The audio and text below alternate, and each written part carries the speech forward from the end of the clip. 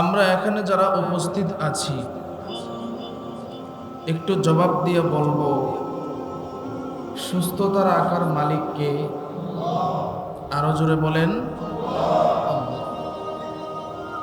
একটা মানুষের জন্য সুস্থতা অনেক বড় নেয়ামত। একটা মানুষ যদি সুস্থ না থাকে তাহলে তার জন্য কোনো কিছুই ভালো লাগে না। কথা ঠিক না বেঠিক? কোনো এক সময় দেখা যায় অসুস্থ থাকার কারণে পরিবারের কাছেও সে অবহেলিত হয়, যে সে এত অসুস্থ আর কতদিন দেখবে। কিন্তু আফসোস, আল্লাহ তাআলা যে আমাদেরকে সুস্থতার নেয়ামত দান করেছেন, সেই সুস্থতার নেয়ামতের শুকরিয়া আমরা আদায় করি না। আমরা যারা জুমায় হাজির হয়েছি, আজকে জুমার দিন, আমরা যেহেতু মুসলমান, আমরা যারা আগে আগে আসছি আলহামদুলিল্লাহ, আজকে জুমার দিন হিসেবে আজানের আগেই মসজিদ ভরপুর হওয়ার কথা ছিল। কিন্তু আমাদের প্রায় জুমার দিন এরকমই হয়, যখন ইমাম সাহেব খুতবা শেষ করে অথবা শুরু করে, তখনও দেখা যায় কিছু মানুষ ঘর থেকে মাত্র বাহির হয়। কথা ঠিক না বেঠিক? অথচ কোনো কাজ নাই, কোনো ব্যস্ততা নেই। আবার কোনো মানুষ এরকম আছে যারা ঘর থেকে বাহিরই হয় না, সারা সপ্তাহ ব্যবসা করছে, আজকে মার্কেট বন্ধ, চিন্তা করলো আজকে একটু রেস্ট করি। কিন্তু যেই আল্লাহ দুনিয়াতে পাঠাইছেন, সুস্থতার নেয়ামত দান করেছেন, সে আল্লাহর হুকুম ছিল এই জুমার নামাজ, অথচ এটার ব্যাপারে কোনো গুরুত্ব নেই। আল্লাহ এটাই বুঝাইছেন যে হে ইমানদারেরা, আমি আল্লাহকে ভয় করো, ভয় করার মতো ভয় করো, সাবধান, মুসলমান না হইয়া কিন্তু মরিও না, মুসলমান না হইয়া কিন্তু কবরে আইসো না। কিন্তু আমাদের অবস্থা এরকম, আমাদের চলাফেরায় উঠা বসায় মনে হয় যে আমরা মরব না, এরকম একটা ভাব আমাদের ভিতর। কিন্তু মাশাআল্লাহ, এর মধ্যে কিছু সংখ্যক মানুষ এমন আছে যারা আল্লাহকে ভয় করে চলে, 5 ওয়াক্ত নামাজ সঠিকভাবে আদায় করে, আল্লাহর গোলামি সঠিকভাবে আদায় করার চেষ্টা করে। কথা ঠিক না বেঠিক? প্রায় সময় আমার কাছে অনেকেই এরকম বলে যে হুজুর, আজকে আমাদের ঘরের মধ্যে বরকত নেই, ঘরের মধ্যে অশান্তি, পরিবারের মধ্যে অশান্তি, ছেলে কথা শুনে না, মেয়ে কথা শুনে না, বিবি কথা শুনে না। এরকম আছে না পরিবার?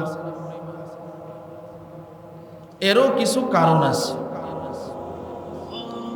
কারণ আমাদের ঘরগুলো এখন এমন হয়ে গেছে, আমরা মুসলমান নামে, কিন্তু মুসলমানের কোনো কাম আমাদের ঘরের ভিতরে নাই।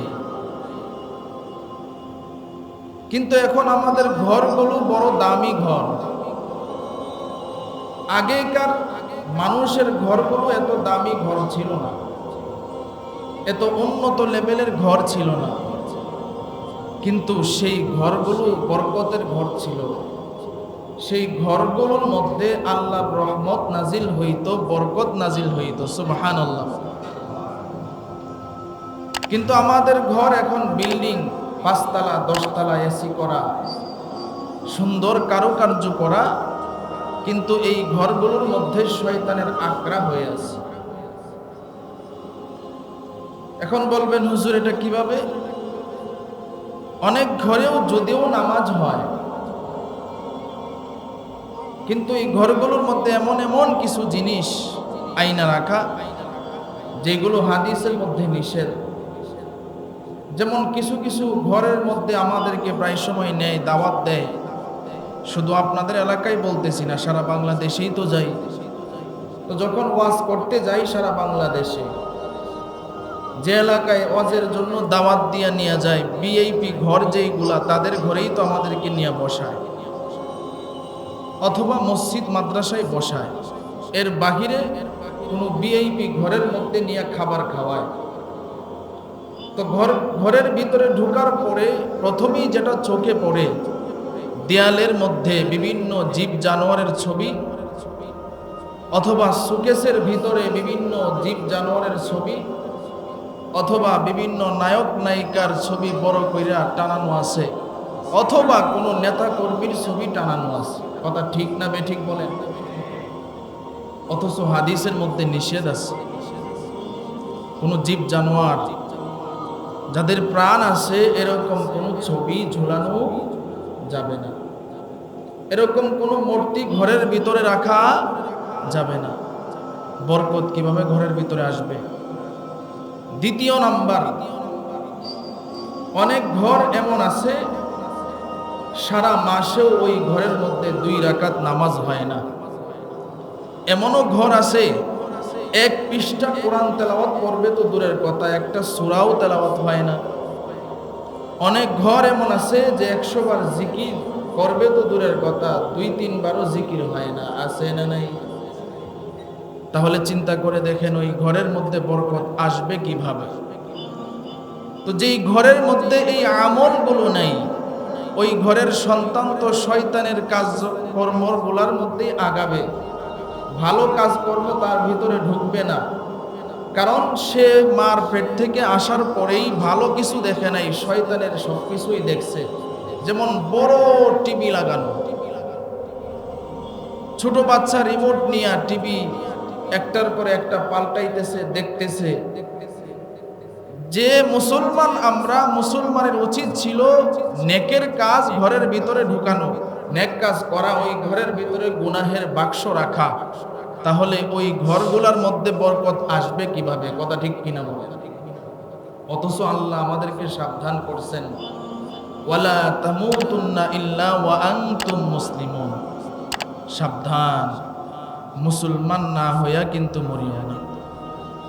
তাহলে আপনি যে ঘরের ভিতরে এই অবস্থায় রাখছেন, এটা কি কোনো মুসলমানের কাজ হতে পারে?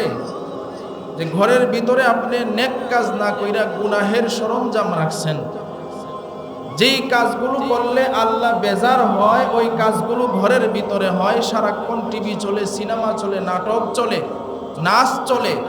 তাহলে ওই ঘরের ভিতরে বরকত আসবে নাকি আল্লাহর গজব আসবে? অথচ সাহাবায়ে কেরাম, তিনাদের ঘরগুলো এত উন্নত লেভেলের ছিল না, কিন্তু ওই ঘরগুলোর মধ্যে সরাসরি আসমান থেকে নূর বর্ষিত হইত। সুবহানাল্লাহ, আলো পড়তো, আলো। যেমন আজকে শুক্রবার সূরা কাহাফের আমলের কথা হাদিসের মধ্যে আছে। আমরা কয়জন মুসলমান এমন আছি যে জানি যে আজকে সূরা কাহাফের আমল করতে হয়? খুব কম।